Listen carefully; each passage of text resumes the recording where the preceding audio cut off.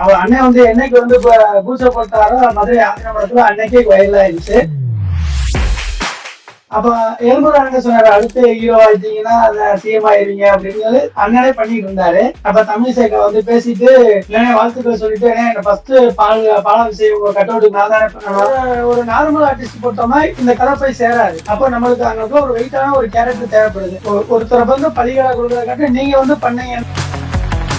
இப்ப ஒரு இதுல வந்து ஒரு கேரக்டர் வந்து அந்த பொம்பளையை கூப்பிடுங்க அப்ப நம்ம சொல்றோம் அப்படின்னா இல்ல அது தப்பு 1000 நாளும் அதை மாத்திக்கிற மாட்டேங்கிறாரு. இன்னைக்கு வந்து ஒரு தமிழ்நாட்டுல ஒரு பிரச்சனை பிஜேபிக்குள்ள இருக்கு அப்படின்னா ஒரு மேட்டர் சொல்றேன், சொல்லக்கூடாது சொல்றேன். ஒரு பிஜேபிக்குள்ள ஒரு பிரச்சனை இங்க இருக்கு அப்படின்னா அண்ணனுக்கு பேர ஒருத்தவங்க நம்ம முடிவு பண்ணி வச்சிருந்தா போகும்போது காலையில பார்த்தா அண்ணன் வந்து சைலண்டா கந்தன் மலை படத்துல ஃபைட் சீன் சாங்ஸ் இதெல்லாம் இருக்கா? சாங்ஸ் இருக்கு. அண்ணனுக்கு ஃபைட் வந்து அண்ணன் வந்து ஒரு நாயன் கமலஹாசன் மாதிரி சார் கள்ளக்கடத்தலும் பண்ணுவார் சார் அந்த கேரக்டர். சார் இந்த படத்துடைய ரிலீஸ் எப்படி இருக்கும்? ஓப்பனா என்ன கேட்டா டிஎம்கே இருக்கிற வரைக்கும் தேட்டர் கொடுக்க மாட்டாங்க. Chennai Silks Adi Sale. Latest collections at unbelievable prices. Up to 50% offer or branded gifts. T Nagar, Velachery, Cropate and Thiruvallur. ஆச்சி கொழுக்கட்டை மாவு வந்தாச்சு. ஆச்சி கொழுக்கட்டை மாவிற்கு கொழுக்கட்டை அச்சை கேட்டு வாங்குங்கள். சார் நேத்துல இருந்து கந்தன் மலையுடைய ஃபர்ஸ்ட் லுக் வந்து ரொம்ப வைரலா ஷேர் ஆயிட்டு இருக்குது. எல்லா இடத்துலயுமே நம்ம வந்து பாக்குறோம். இந்த படம் பத்தி நீங்களுக்கு சொல்லுங்களேன்.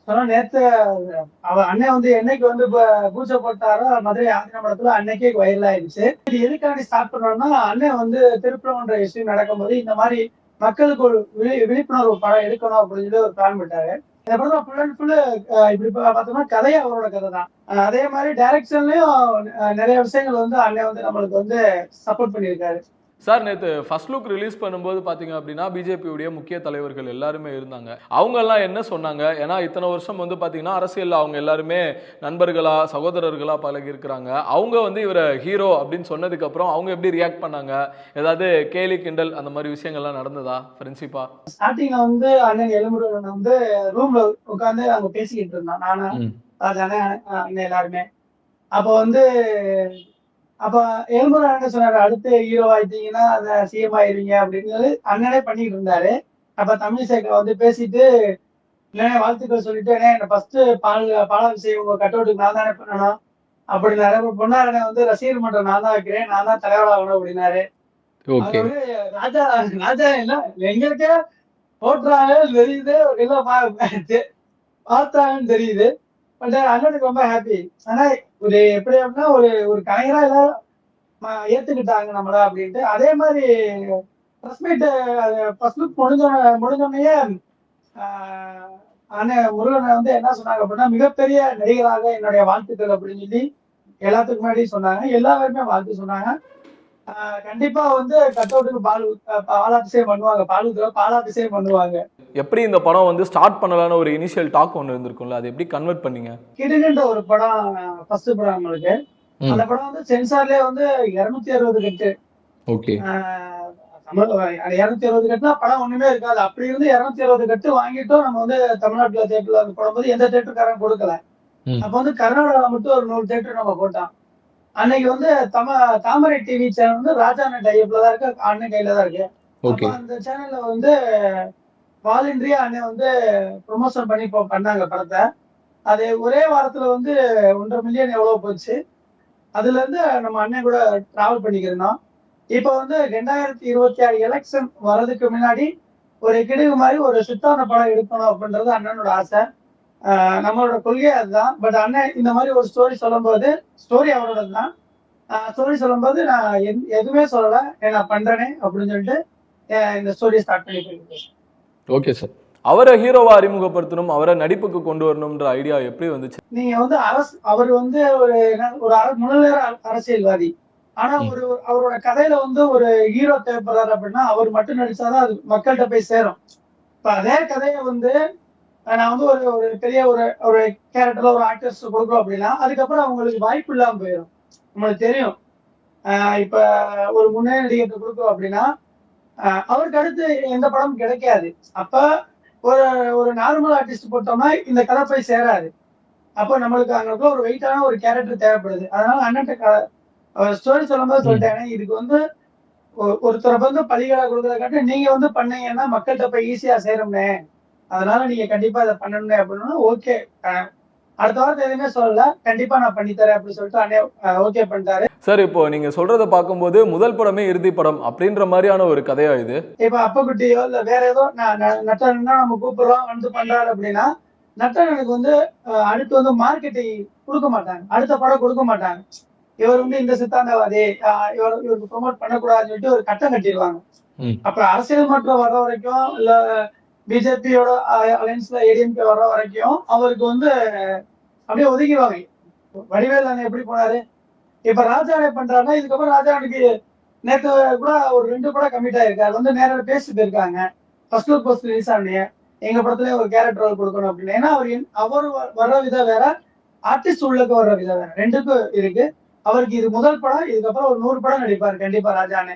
சார் நீங்க தொடர்ந்து ஒரு கிட்டத்தட்ட ஒரு 3 தடவை கிட்ட சொல்லிட்டீங்க இது வந்து ஒரு கான்ட்ரவர்சி ஆயிரும், யாரு நடிச்சாலும் அவங்களுக்கு வந்து அந்த வாய்ப்புகள் இருக்காது, இல்ல பொலிட்டிக்கல் ப்ரெஷர் இருக்கும், அந்த மாதிரி எல்லாம் சொல்றீங்க. இந்த கதையே ரொம்ப கான்ட்ரவர்சியான கதையா, இல்ல என்ன காரணத்துக்காக நீங்க இப்படி நினைக்கிறீங்க?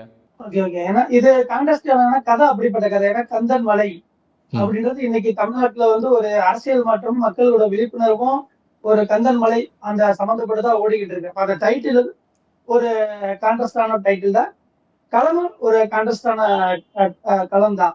அப்ப அதுல ஒரு நடிக்கிற கேரக்டர் மட்டும் எப்படி சாஃப்டா இருப்பாரு. ஓகே, அது வந்து கந்தன் மலையை பத்தி தான் பேஸ் பண்ணி பண்ணியிருக்கோம். கந்தன் மலை மட்டும் இல்ல, எப்படி வந்து இங்க வந்து ஒரு பிரிவினையை உருவாக்குறாங்க, அரசியல்வாதி இது எப்படி வந்து இந்த இப்ப நீங்க இப்ப நம்ம 2 பேரும் பேசிக்கிட்டு இருக்கோம், இது வரைக்கும் நீங்க யாரும் தெரியாது, நானே யாரும் தெரியாது, வாங்க ப்ரோ பண்றீங்க சார் சொல்றீங்க, ஒரு அன்பா பேசுறோம். இதே ஒரு அரசியல்வாதி இருந்தா எப்படி இவன் இந்த மதம் இவன் இந்த ஜாதிய ஒரு பிரிவினையை கொண்டு வராங்க, இது மக்கள் விழிப்புணர்வு உண்டாக்கணும்ன்றதுதான் இந்த படமே. கந்தன் மலையுடைய ஷூட்டிங் பத்தி அப்டேட் கொடுங்க. எத்தனை நாள் ஷூட்டிங் போயிருக்கிறீங்க, டெஸ்ட் ஷூட் பண்ணீங்களா, இல்ல அவருக்கு எதுவும் ஒர்க் ஷாப் மாதிரி பண்ணி பார்த்தீங்களா? ஏன்னா நீங்க சொல்றது கதைப்படி ரொம்ப தைரியமா இருக்கணும், கான்ட்ரவர்சியான விஷயங்களை டிஸ்கஸ் பண்ண போறோம், எல்லாம் ஓகே. ஆனா கலை நடிப்பு அப்படின்னு வரும்போது டோட்டலா வேற இல்ல. இப்ப அண்ணா வந்து கதை சொல்லிட்டாரு, இந்த கேரக்டர் நீங்க நடிக்கணும்னு சொல்லியாச்சு. இமிடியட்டா வந்து புதுக்கோட்டை பக்கத்துல வந்து ஒரு ஊரை நாங்க செலக்ட் பண்ணோம். நாங்க செலக்ட் பண்ணோம்னா ஷூட் பண்ணோம். காலைல அண்ணன் வந்தாரு. அப்ப வந்து அந்த மீச மேட்டர்லாம் நாங்க நினைக்கல, பட் ரெடி பண்ணி கொண்டு வந்திருந்தோம். டக்குன்னு அன்னைக்கு செட் பண்ணி பார்த்தா நல்லா இருந்துச்சு. இது ஓகேவானே அப்படின்னு பேசிக்கும் போது ஓகே பேருவா அப்படின்னு சொல்லி டக்குன்னு டேக் போயிட்டேன். நாங்க பேசி 2வது நாள் ஷூட்டிங்ல அந்த மீசைக்கு செட் பண்றதுக்கு 2-3 மீசை இருந்துச்சு, அதை செட் பண்றதுக்கு மட்டும்தான் டயர்ட் தவிர மத்த எதுக்குமே அவர் டைம் எடுக்கல, ரிஹர்சல் பார்க்கல, எதுவுமே பண்ணல. நேரம் ஸ்பாட்டுக்கு வந்தாரு. 2 அவருக்கு தெரிஞ்சு இப்ப நான் வந்து சினிமால ஒரு டைலாக் ஒரு ஹீரோ இப்படிதான் பேசணும் அப்படின்னு ஒரு இது இருக்கு. அப்ப அவர் பேசுறதுக்கும் அந்த ஹீரோ பேசுறதுக்கும் நிறைய வித்தியாசம் இருக்கும். இப்ப ஒரு இதுல வந்து ஒரு கேரக்டர்ல வந்து அந்த பொம்பளையை கூப்பிடுங்க அப்ப நம்ம சொல்றோம் அப்படின்னா இல்ல தப்பு 1000 தானம் அதை மாத்திக்கிற மாட்டேன்ட்டாரு. இல்ல அந்த பெண்மணியை கூப்பிடுங்க, அந்த பெண்மணி அப்பெல்லாம் பேச, அந்த மாதிரி ஒரு சாஃப்டான கேரக்டர். அந்த ஒரு விஷயத்துல மட்டும்தான் அன்னை வந்து நம்ம வந்து வேலை வாங்க முடியல தவிர அது ஒரு மரியாதை. அவரு ஒரு நடிப்பா இருந்தாலும் அந்த அந்த ஒரு லேடிஸா இருந்தாலும் மரியாதை கொடுக்கணும் அப்படின்றத வந்து ஃபாலோ பண்ணாரு. அது ஒண்ணுதான் அவர்கிட்ட வேலை வாங்க முடியல தவிர மித்த எல்லாமே குட்டா பண்ணாரு. சார் இந்த ஃபர்ஸ்ட் லுக் போஸ்டர் நீங்க ரிலீஸ் பண்ணதுக்கு அப்புறமா சோசியல் மீடியால நிறைய பேர் பிஜேபி சார்ந்த நிறைய பேர் வந்து சப்போர்ட் பண்றாங்க. இந்த விஷயங்களை தாண்டி சில எதிர்ப்புகளும் கமெண்ட்ஸும் இருக்கும். அந்த மாதிரி ஒன்று பார்க்கும்போது இவர் எதுக்கு இப்போ நடிக்க வந்தாரு, யார் கேட்டது, இல்லை வந்துட்டு அரசியல் ஆளுநர் பதவியோ எம்பி பதவியோ எதுவும் இல்லையா, அதனால இங்க வந்துட்டாரா இந்த பக்கம் அப்படின்ற மாதிரிலாம் கேளிக்கையான விஷயங்களையும் நாங்கள் பார்க்க தான் செய்கிறோம். நீங்க என்ன நினைக்கிறீங்க அதை பத்தி? அவரோட தர்மத்தை சொல்ல வந்திருக்காரு. அங்க வந்து சில சாட்சிகள்ல வந்து அவரே மானிட்டர் பார்த்தோம்னா இதெல்லாம் ட்ரோல் பண்ணிடுவாங்க அப்படின்னு அவரே சொல்றாரு. அதாவது ஷூட்டிங் பேச சொல்றாரு. அப்ப அவர் அதை பத்தி எனக்கு தேவையில்லை, நான் சொல்ல வேண்டிய விஷயத்த சொல்றேன்.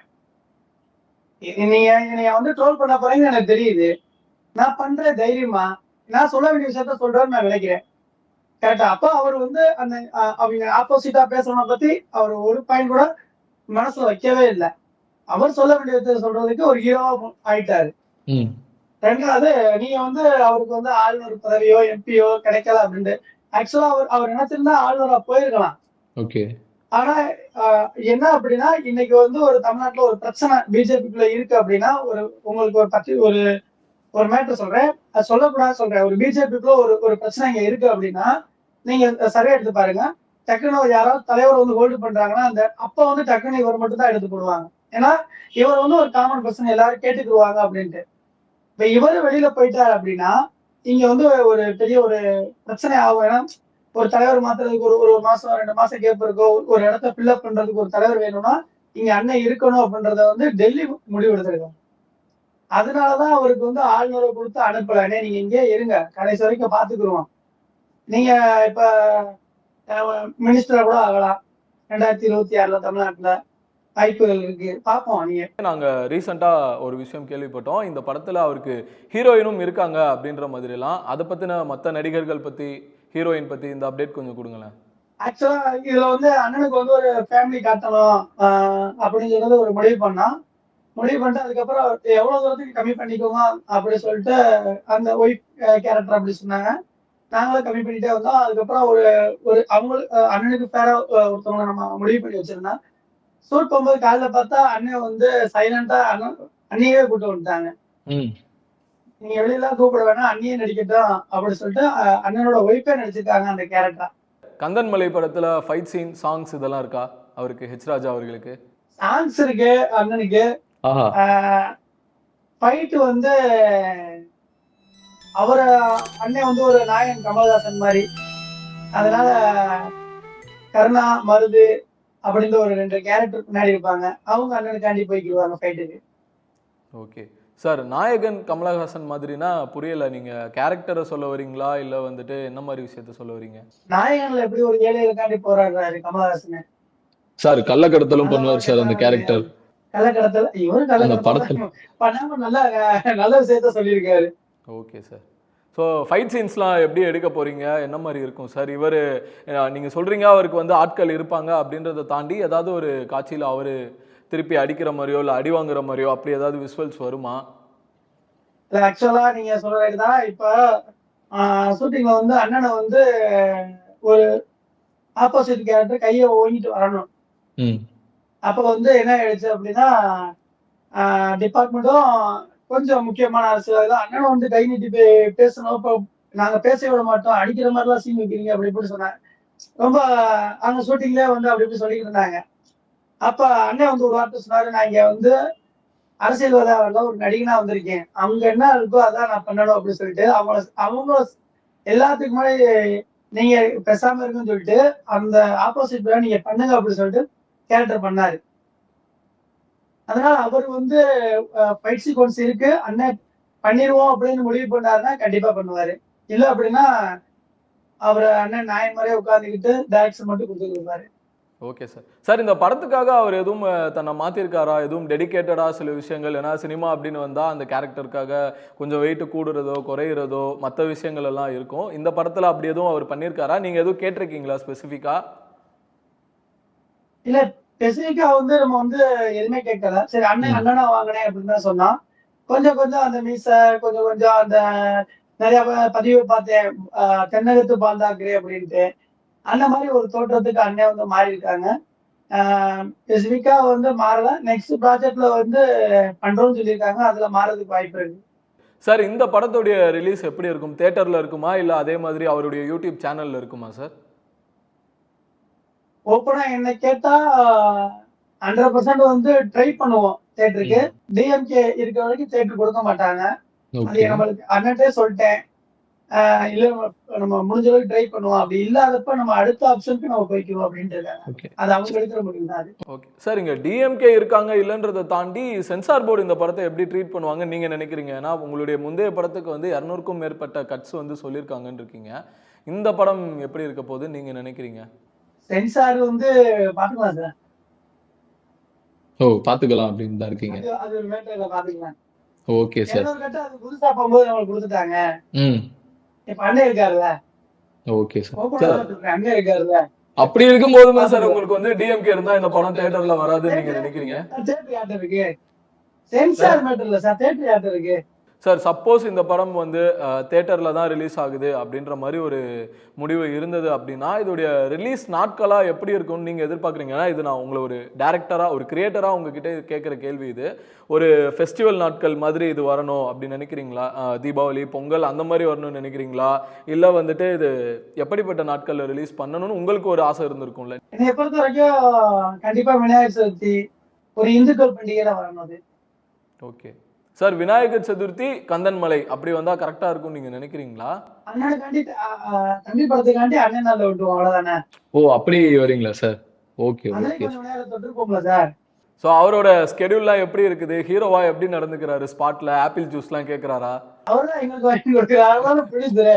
எங்கிட்ட அப்படி கேட்பாரு. அவர்தான் எல்லாத்துக்கும் அவர்தான் கேட்பாரு. ஜூஸ்லாம் வந்துருச்சா, எதுக்கு வரட்டா சொல்லுங்க அப்படின்ட்டு. அதனால அவர் யார்ட்டையுமே கேட்க மாட்டாங்க. டைம் அப்பப்ப சுக்குமல்லி காப்பி மட்டும் கேட்பாங்க. கொஞ்சம் எமோஷனல் ஆகி டக்கு டக்குன்னு டைலாக் பேசிட்டே இருப்பாங்களா, சுக்குமல்லி காப்பி மட்டும் அப்பப்ப கேட்பாங்க. மித்தபடி எல்லாத்தோட கேஷுவலா தான் இருப்பாங்க. அவருடைய இன்ட்ரோ சீன் அப்படின்னு ஏதாவது பில்டப்ஸ்க்குன்னு எழுதியிருக்கீங்களா சார்? மாண்டேஜஸ் இந்த மாதிரி எடுக்கணும் அப்படிலாம், ஷில் அவுட் ஷாட்ல எடுக்கணும் அப்படிலாம் எதுவும் இருக்கா? நம்ம இன்ட்ரோ சீன் வந்து ஒரு பிரம்மாண்டமா எய்ம் பண்ணோம். அது அண்ணன் வந்து என்ன சொல்றாரு, எனக்கு வேணாம் அப்படின்ட்டாரு. ஃபர்ஸ்ட் படமே ஓவரா ரொம்ப ஓட்டிடுவாங்க, வேணாம் சிம்பிளா காட்டுங்க நீ அப்படின்ட்டு அவரே ஓப்பனாவே சொல்லிட்டாரு. இதெல்லாம் எடுத்துருங்க, வேணாம், நான் ஒரு எளிமையா எல்லா கேரக்டரும் எப்படி காட்டுறீங்களோ அது மாதிரி காட்டுங்க அப்படின்ட்டாங்க. சில சீக்வன்ஸ்ல டைலாக் மட்டும் எனக்கு இப்படி வேணும் அப்படின்னு சொல்லி சொன்னாங்க. ஓகே, திருப்பி இன்ட்ரோ போற மாதிரி இருந்துச்சுன்னா திருப்பி எடுக்கிறதுக்கு நாங்கள் ட்ரை பண்ணுவோம். Okay sir. சார் இப்போ இந்த படம் என்ன எதிர்பார்த்து வரலாம் சார்? இந்த படத்தை பார்த்துட்டு நான் ஓப்பனா சொன்னா, இந்த படத்தை பார்த்துட்டு